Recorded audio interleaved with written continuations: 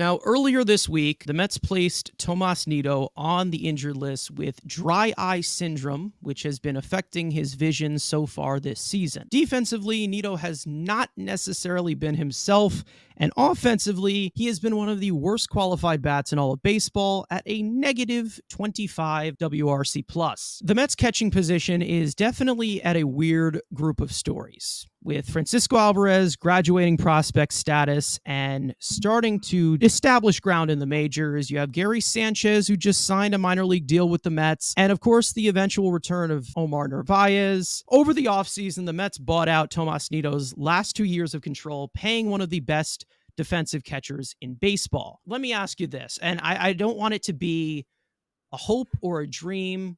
Let's talk about this technically. Division problems, whatever. Definitely makes sense. He's not a good offensive player whatsoever. Defense has definitely taken a dip. You have a lot of different catchers who have played the role better than him so far, limited sample size. I don't know if this is an exaggeration or not, but let me ask, has Tomas Nido played his final game as a New York Met? I hope so. I mean, and I don't hope so as in the fact of like that Tomas, something's really wrong with his eye or whatever, but he could be a backup catcher, maybe a starting catcher somewhere else. I think that, again, I said this before, but with the offensive struggles that the Mets already have in their lineup with everybody else, they can't have another guy who's just an automatic out at the bottom of the lineup. And like you said, it's a negative WRC plus. Like, come on now. That can't be in your lineup. And I know we talk about the importance of catchers, the defense there, but if he's not the same guy, if he isn't a good defensive catcher anymore, maybe the eye has something to do with that. He just shouldn't be in the lineup at all. He shouldn't be on the team. By all accounts, it seems like Francisco Alvarez's defense has been better than originally projected or expected. So as long as Alvarez is playing fine enough defense, we know he's going to hit better. I think the important thing with Alvarez is just him getting those reps. So I think him getting that full-time opportunity now, it's perfect for him. Perez did more in one game than Nido did in a month. Perez defense is fine. I just don't really see the need for Nido right now, just with the way the catcher situation is. Maybe Sanchez gets a shot. I'm kind of surprised they went Perez over Sanchez. It's fine. Narvaez looks like his timetable got pushed back even further with like the most recent looking at his calf or whatever. So I don't think he should play anymore. I would give all those other guys an opportunity over him just because I think that, again, this team needs a boost of offense.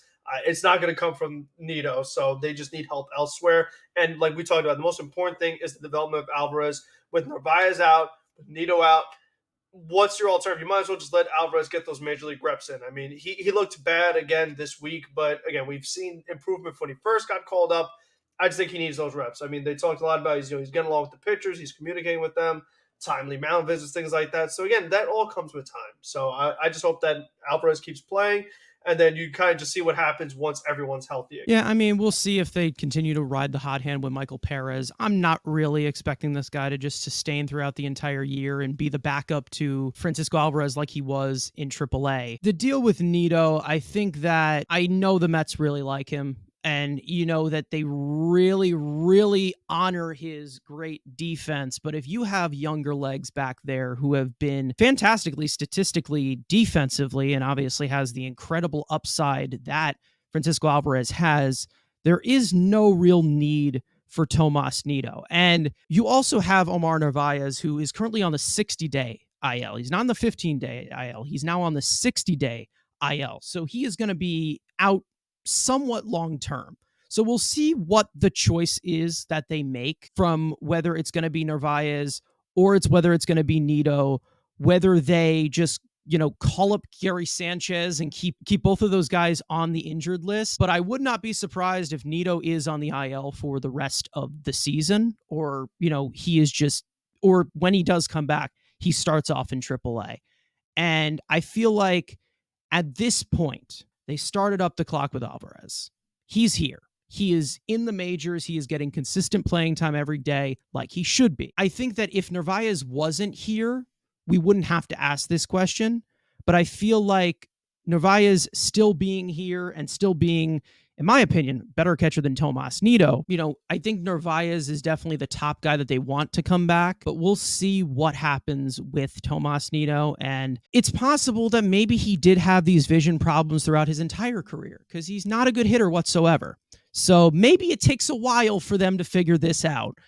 But the fact that you have both of these catchers on the injured list right now, you also signed a catcher in Gary Sanchez, which I'll try to keep as much of a grain of salt, but I'll get to another point about that later. This is Alvarez's job now, and I don't think that there's any rush for them to actually start track bringing back Tomas Nido. And there's not really much redeeming qualities that you're seeing right now from him because the pitching has been awful. Like, the pitching has not been good this year, so there's not really much value that you have got from him this year.